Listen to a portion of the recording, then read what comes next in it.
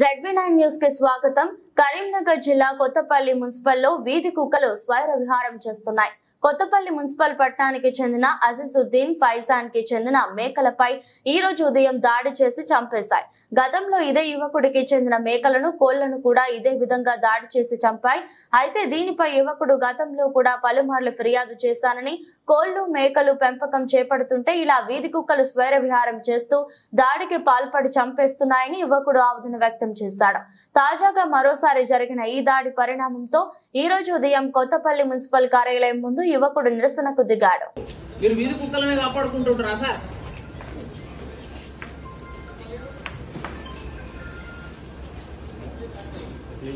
Stray protection act ఏం చేస్తుంది sir? అయ్యా, అందరికీ నమస్కారం. నా పేరు అజీజుద్దీన్ అండి. కొత్తపల్లి పట్టణంలో గత 6-7 సంవత్సరాలుగా మేకలను సాగుకుంటున్నా. గతంలో 2023 సంవత్సరంలో మేకలు దాడి చేసి ఒక మేకను చంపినాయి. మొన్న 3 నెలల కింద ఫిబ్రవరి 20వ తేదీన నా దొడ్డిలోకి వచ్చి గోడ దూకి సుమారు 6 మేకల్ని చంపేసినాయి. అప్పుడు నేను కమిషనర్ గారికి, పోలీస్ గారికి కంప్లైంట్ ఇచ్చినప్పుడు ఎవరు ఎలాంటి చర్యలు తీసుకోలేదు. నన్నే మీకు ప్రహరీ కూడా సక్కా లేదు అని చెప్పడం వల్ల నేను 5 ఫీట్లు ఉన్న ప్రహరీ కూడా 9 ఫీట్ల ఎత్తు పెంచి పెట్టుకున్నా కూడా మళ్లీ నిన్న రాత్రి తెల్లవారుజామున 3 గంటల సమయంలో 8 కుక్కలు నా దొడ్డిలోకి దూకి 5 మేకలను గాయపరచగా అందులో 4 చనిపోయినాయి. పొద్దున్న నుంచి కూడా ఎవరి నుంచి ఎలాంటి స్పందన లేకపోవడం వల్ల మున్సిపాలిటీలోకి వచ్చి చైర్మన్ గారి ఛాంబర్ ముందు నేను వాటిని వేసి ధర్నా చేయడం జరుగుతా ఉంది. నా బాధను ఎవరు పట్టించుకోవడం లేదు.